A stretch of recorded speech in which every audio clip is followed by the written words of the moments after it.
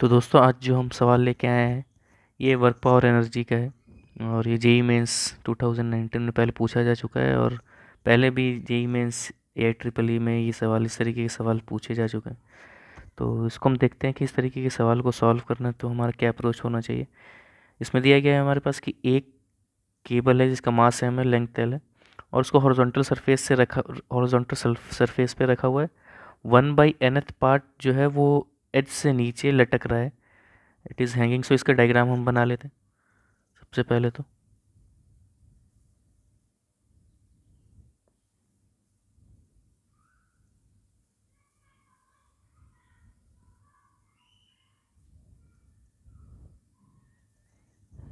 इस तरीके से कुछ है। और ये दिया गया है कि 1/nth part is hanging below. तो अगर हम इसका टोटल लेंथ को L मान ले, इस केबल का टोटल लेंथ L है, तो ये जो पार्ट है ये हो जाएगा हमारे पास ये L/N। L/N पार्ट जो है वो हैंग कर रहा है, ये दिया गया क्वेश्चन में। और इसका मास अगर हमको लिखना हो तो इस पार्ट का जो मास है ये हम लिख सकते हैं कुछ इस तरीके से। जैसे टोटल इसका लेंथ L है तो मास M, लेंथ L है, तो L/N अगर हम लिखना चाहते हैं। अच्छा, ये कैपिटल N क्वेश्चन में हमको दिया गया तो इसको ये कैपिटल N ही यूज़ करेंगे। तो L/N जो लेंथ है उसका मास हो जाएगा M/N।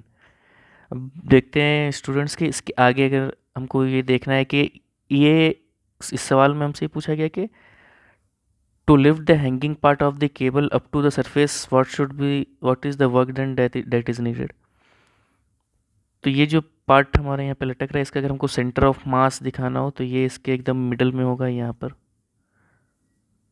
ये अगर हम यहाँ से डिस्टेंस देखें टेबल के सरफेस से तो ये इस डिस्टेंस को हम लिख सकते हैं L/2N। अब अगर हम इस पूरे वायर पे वर्क एनर्जी थ्योरम लगाते हैं पूरे केबल पे, applying work energy theorem on the cable, तो हम देख सकते हैं कि इस सवाल में इस वायर पे वर्क कौन करेगा, जो इसको ऊपर लेके आ रहा है वायर को। सपोज करते इधर से कुछ फोर्स लग रहा होगा F एक्सटर्नल इस डायरेक्शन में, जो कि इसको ऊपर लेके आएगा।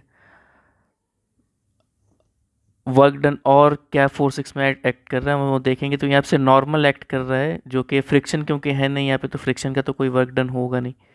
वर्क डन बाई नॉर्मल जो है वो तो हो जाएगा ज़ीरो, क्योंकि नॉर्मल हमेशा वायर के किसी भी पार्ट के पे उसके परपेंडिकुलर एक्ट करेगा। जैसे यहाँ पे नॉर्मल हमेशा हर जगह पर से परपेंडिकुलर एक्ट कर रहा है, तो नॉर्मल का भी कोई वर्क डन नहीं होगा, क्योंकि जब फोर्स और डिस्प्लेसमेंट दोनों परपेंडिकुलर है तो वर्क डन ज़ीरो हो जाता है। F.ds से अगर हम देखें तो डॉट प्रोडक्ट है, और तो ये ज़ीरो हमारे पास हमको पता चल गया। फ्रिक्शन फोर्स कुछ है नहीं।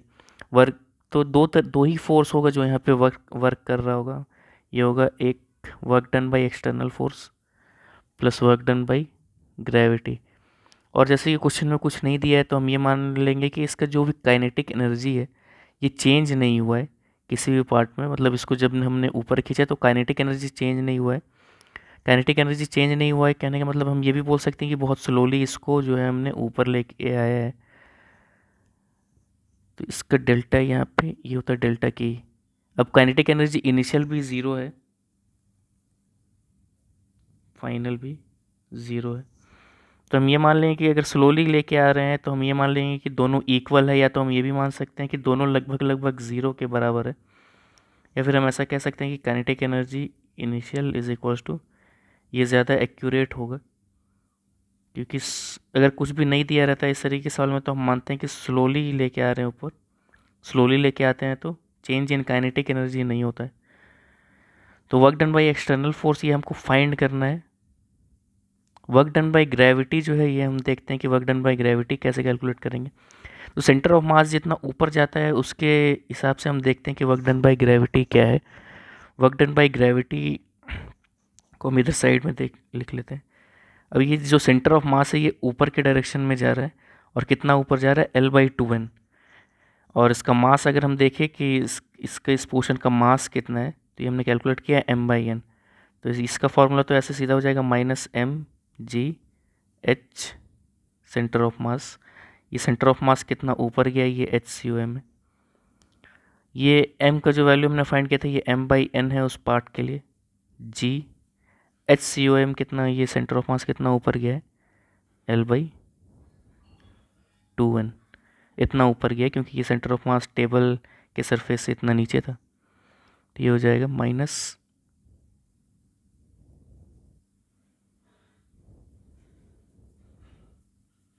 Is equals to 0। तो इस तरीके से हम इसमें फाइंड कर लेते हैं कि वर्क डन, जो एक्सटर्नल वर्क डन है वो हमारे पास आ जाएगा mgl/2n²। तो हमने देखा कि ये जो सवाल है, इस तरीके के सवाल में बहुत सारे बच्चे फंसते हैं और दिक्कत होती है इनको। तो इसमें कुछ नहीं, हमें फिज़िक्स में हमने ये देखा कि जब भी हम कॉन्सेप्ट सही से लगा लेते हैं और कॉन्सेप्ट लगाने के बाद इक्वेशन हम लिख लेते हैं सही से, तो उसके बाद क्वेश्चन में बहुत ज़्यादा कुछ रह नहीं जाता है। फिर थोड़ा बहुत जो हमको मास और कितना हाइट ऊपर जा रहा है नीचे जा रहा है, जो भी ये सब हम देख लेते हैं जो कॉन्सेप्ट रिक्वायर्ड है क्वेश्चन के लिए। तो इस तरीके से हमने इस सवाल को किया है।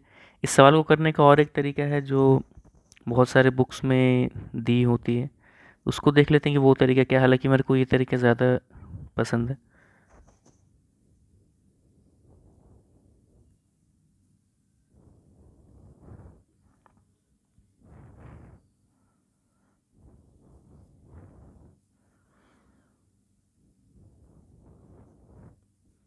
फिर से हम वो डायग्राम बना लेते हैं एक बार। इस तरीके से कोई केबल है,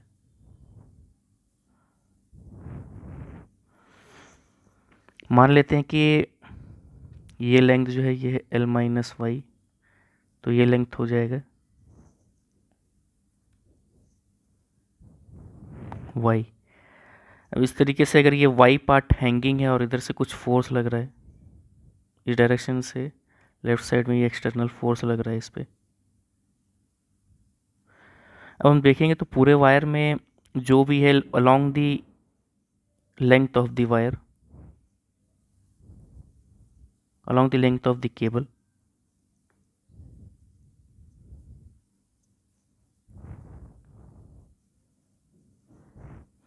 only two forces are acting,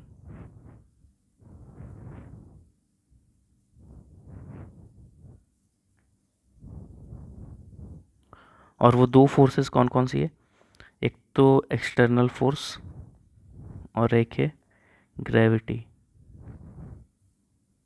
ठीक है, तो इस ग्रेविटेशनल फोर्स को भी हम इस साइड इस तरफ दिखा देते हैं इस तरीके से। अब इस इधर ग्रेविटेशनल फोर्स जो भी एक्ट कर रहा है वो इसके मास के हिसाब से कर रहा होगा। इसका मास हम बता सकते हैं क्योंकि टोटल मास m है और लेंथ l है। अगर लेंथ y हो तो टोटल मास कितना हो जाएगा, क्रॉस मल्टीप्लिकेशन करके हम पता कर सकते हैं, और ये हो जाएगा m=my/l। तो यहाँ से जो फोर्स लगेगा वो लगेगा my/l इंटू जी। अब मैंने जैसे बताया था कि जब भी कुछ क्वेश्चन में ना दिया हो तो हम ये मान लेते हैं कि हम स्लोली पुल कर रहे हैं इसको। इस तरफ से एक्सटर्नल फोर्स लग रहा है, अगर ये लेंथ y है और इसको dy हमें ऊपर लेके जाना है, dy बहुत इन्फिनाइटली स्मॉल डिस्टेंस कवर कर रहा है ये जब केवल ऊपर की तरफ इस डायरेक्शन में। तो dy अगर इसको ऊपर लेके जाना हो, dy लेंथ टेबल के ऊपर लेके जाना हो हमें, तो इसके लिए एक्सटर्नल फोर्स जो है इससे हम इक्वेट कर देते हैं इसको, क्योंकि हम स्लोली लेके जा रहे हैं, कोई भी एक्सेलरेशन नहीं होगा। तो F external will be equals to mg/l into y, ये इसके बराबर हो जाएगा F एक्सटर्नल। और वर्क डन जो dy हमने इसको पुल किया है, F एक्सटर्नल भी इस डायरेक्शन में है और dy भी इसी डायरेक्शन में, दोनों सेम डायरेक्शन में। dw को हम लिख सकते हैं F एक्सटर्नल dy, और इंटीग्रेट हमको करना होगा। अब y का जो लिमिट है ये हमको देखना होगा कि y का लिमिट जो है ये क्या है। y का लिमिट इनिशियली अगर हम देखेंगे, ये y जो है ये L/n, और आखिरी में ये y का जो वैल्यू है ये 0 हो जाता है। तो इस तरीके से अगर हम देखें, इधर हमें एक बात का और ध्यान रखना होगा कि डी वाई ये जो ऊपर के डायरेक्शन में हम ले रहे हैं डी वाई को, तो डी वाई जो है ये हमें नेगेटिव में लेना होगा, क्योंकि वाई का जो वैल्यू है ये कम होता होता जा रहा है टाइम के साथ। तो डी वाई जो है ये हमको नेगेटिव में लेना होगा, क्योंकि वर्क डन जो है ये पॉजिटिव में होना चाहिए। तो एफ डी वाई वाई जो है Y is decreasing, so D Y is negative. To make this quantity whole as a positive, dw is positive। तो dw का वैल्यू है dw is equals to F external into D Y. तो dw अगर positive है, external work done, external force जो भी लग रहा है उसका वर्क, तो डी वाई को यहाँ पे हमें माइनस साइन के साथ लेना होगा। यहाँ पे हम इसको लिख सकते हैं work done, total work done by external force is equals to minus integration M G by L Y D Y. सबसे पहले वाई का वैल्यू था L by N, nth part नीचे था, तो L by N to 0।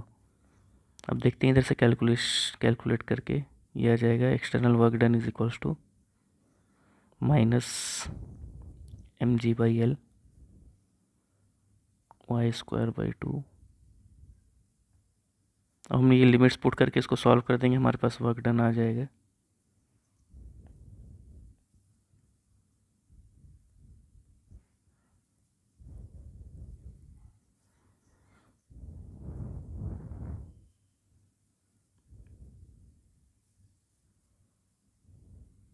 M G यहाँ पे 2 बाहर निकल जाएगा, 2l एन स्क्वायर। तो देख सकते हैं कि दोनों मेथड से हम कर सकते हैं इस सवाल को। यहाँ पे भी M G L by 2n square है। अच्छा, यहाँ पर जो हमारे पास l है, अच्छा ये वाई स्क्वायर जो l यहाँ पे l स्क्वायर आ जाएगा जब हम इंटीग्रेट करेंगे, ठीक है। तो ये l जो है ये हमारे पास जो लेंथ है ये ऊपर रहेगा, M G L divided by 2n square. तो दोस्तों आप कमेंट में अब बताइए कि कौन सा मेथड ज़्यादा सही लगा, ज़्यादा पसंद आया, या फिर ज़्यादा इजी है समझने में। और इस तरीके के सवाल लेके हम आगे भी जेई सीरीज़ में आते रहेंगे।